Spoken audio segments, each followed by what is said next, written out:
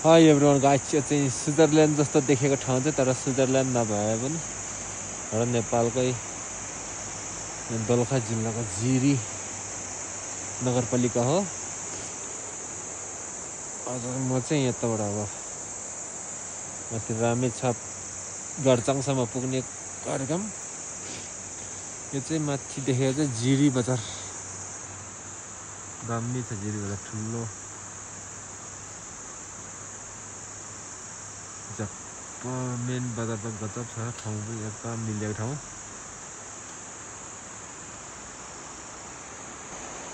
स्विजरल्यान्डमा जस्तै गाईहरू दामसँग गाईसँग फोटो खिच्ने टिकटक बनाउने मान्छेहरू पनि धेरै रहेछ यता। गाई गोठाल्नु अनि टिकटक बनाउने, यस्तो राम्रो सिनमा टिकटक बनाउनु हुन्छ किन मन नलागेको छैन सबैलाई। त्यो गाई चाहिँ यस्तो सुन्दर ब्युटिफुल ठाउँहरू पनि रहेछ दोलखा जिल्लामा। प्रायः दोलखा जिल्लाको ठाउँहरू प्रायः राम्रै रहेछन् सबै गाउँ पनि।